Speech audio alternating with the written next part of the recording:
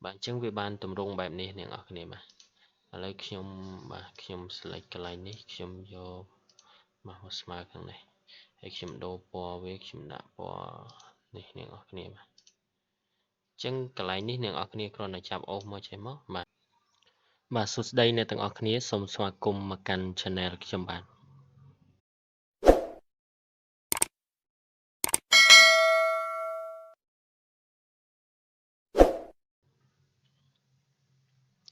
mà ngàyนี้ខ្ញុំមកបង្ហាញ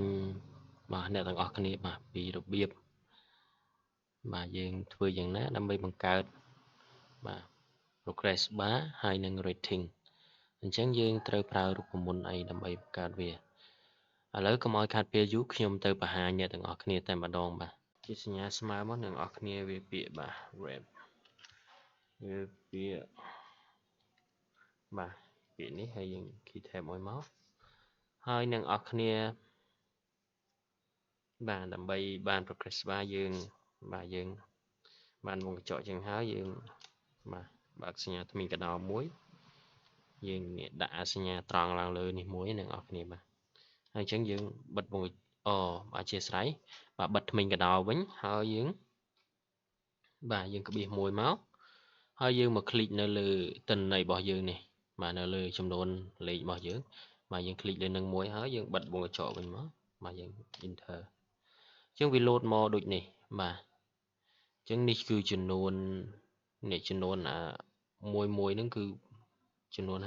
56តែយើងអត់រាប់ទេឥឡូវយើងគ្រាន់តែ select លើនឹងហើយយើងមកបដូរ font កន្លែងនេះយើងមកដាក់ playbill បាទ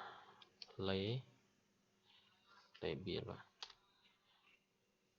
អញ្ចឹងវាបានទម្រង់បែបនេះអ្នកនរគ្នាបាទឥឡូវខ្ញុំ select កន្លែងនេះខ្ញុំយកមកស្មើខាងនេះហើយខ្ញុំដូរពណ៌វាខ្ញុំដាក់ពណ៌នេះអ្នកនរគ្នាបាទអញ្ចឹងកន្លែងនេះអ្នកនរគ្នាគ្រាន់តែចាប់អូសមកចេះមកបាទអញ្ចឹង progress bar យើងបាទបង្ហាញអ្នកនរគ្នាហើយបាទចិត្តបាទនេះ56មកបាទ56គឺត្រឹមនេះហើយ77បាទវាឡើងនេះនេះ100នេះ98បាទនេះគឺជាបាទការបង្កើតនៅ progress bar ហើយមួយទៀតបាទតកតងនឹង rating តកតងនឹងផ្កាយអ្នកនរគ្នាតែងតែឃើញហើយការដាក់បន្ទុ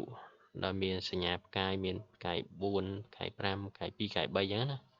បាទអញ្ចឹងយើងប្រើរូបមន្តដូចគ្នាទេអ្នកនរគ្នាយើងវាយបាទរូបមន្តហ្នឹងមកបាទ key tab មួយបាទយើងបើកថ្មីកដោបាទហើយយើងចុចសញ្ញាផ្កាយមួយមកបាទបិទថ្មីកដោវិញហើយយើងក្បៀសមួយបាទយើង select លើទិន្នន័យរបស់យើងបិទវងកញ្ចក់វិញបាទយើង enter អញ្ចឹងយើងបានផ្កាយមួយលេខ1ផ្កាយ1បាទខ្ញុំអូសមកក្រោមមក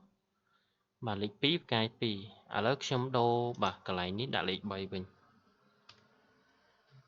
ខ្ញុំ enter បាទអញ្ចឹងផ្កាយ3វិញលេខ2នេះយើង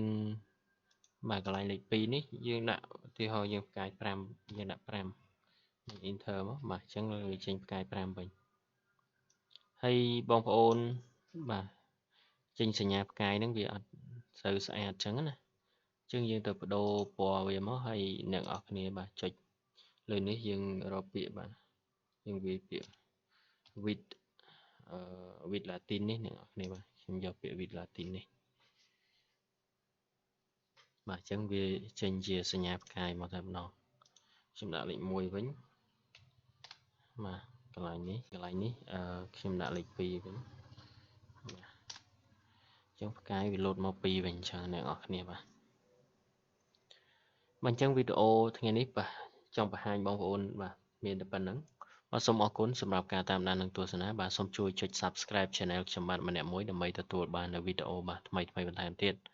ដែលទាក់ទងជាមួយនឹងកម្មវិធី Microsoft Excel បាទសូមអរគុណសូមគោរពលាជួបគ្នានៅវីដេអូ